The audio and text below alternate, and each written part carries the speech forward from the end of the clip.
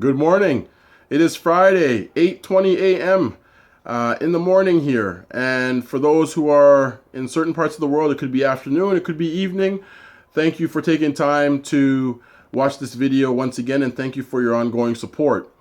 I'm looking to talk this morning a little bit about the concept of living in an imbalanced world as we're seeking the balance that we need. And one of the challenges that we face is that we live in this imbalanced world based on a number of different reasons. Some of them could be related to the fact that we have of compromised principles and values related to humanity, principles and values related to how we choose to live, principles and values related to just being an effective human being that contributes beyond themselves. We're seeing also the fact that this imbalanced world, a lot of the things that are imbalanced, we have created. We have created opportunities in this imbalanced world to question things that should never be questioned. We have found ways how to force things upon people that should never be forced upon people.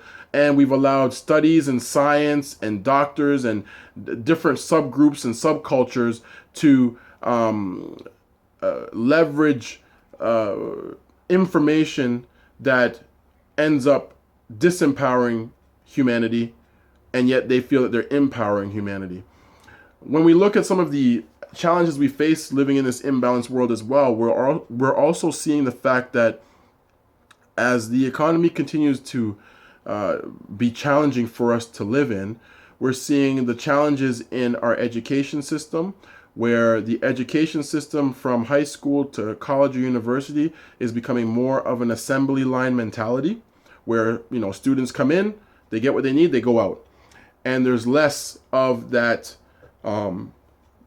hands-on, one-on-one, supportive, nurturing environment that schools used to have 20, 30, 40, maybe even 50 years ago. That no longer exists. Teachers are being stretched and stressed to do more, and it impacts their ability to really genuinely, use teaching as what it really is. And when we look at the assembly line mentality in our education system, we're seeing it in the colleges and universities, whereby a lot of these campuses are starting to expand by rebuilding and building bigger buildings and structures. Where is that money coming from? Obviously, they're getting loans from banks, or they've raised the money, or whatever the case may be. But when that tends to happen, don't people realize that tuition has to increase, right? And when tuition increases, where does that money come from for those that are having challenges in our economy, who can't even, who may not even be able to afford getting a job, and then they have to rely on student loans, which are now becoming harder to get, and hence the education is hard to obtain, and students are struggling, and they're walking out of high school thinking that the world is going to be embracing them, when the world is actually going to be embracing them only if they have money. So they're seen as a dollar figure and a number, and then statistics start to build up that number, but yet we're losing opportunities daily, hourly, weekly, monthly. It's all going downhill, so to speak. This is not something to be negative about. This is just a reality check for most of us out there. If most of us know it, great. If some of us don't know it, this is for you. When we look at also the structure of the world, a lot of the things that have morals and values attached to it no longer exist in the structure of our world.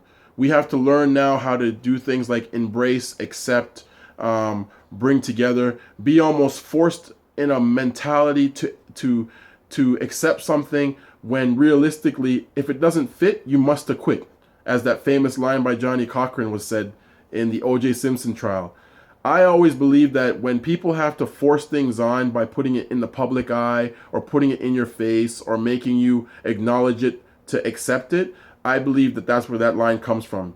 If it doesn't fit, you must acquit. That's where I believe it really comes into fruition for me, and it keeps me balanced, so I am not impacted by the imbalance. So as you're going through life today, understand what are some of your imbalances that you seek in your life and in your world, and how it works for you, and challenge some of those things for yourself, to learn about them, to understand it on your level, not in a subculture group where you get a lot of people that you recruit to believe in these things, but kind of just have a nice debate about it so you can learn. And maybe you never know, you might see it differently from someone else's perspective, but it's still learning. And as we learn to evolve and grow together, what we're saying is we're going to seek that balance that we're looking for as an individual. We cannot seek it as a group. We need to go from this macro level of thinking to a micro level of thinking if we choose to want to live, survive, and be prosperous and grow mentally, physically, emotionally, spiritually, and financially. Those areas will never be touched on in a way that we maximize them if we choose to go to this macro level of thinking. It is time to change that macro to a micro, to an individual, to look at what is it that I'm here for, what is my purpose, what is my passion, and what is it that I can do to contribute to humankind and to mankind in order to leave a legacy that others can aspire to add to. That is what living a balanced life is all about, and seeking balance. So learn to seek that balance and learn to challenge the imbalance. Have a great morning, a great afternoon, a great evening, wherever you are in the world. Take care.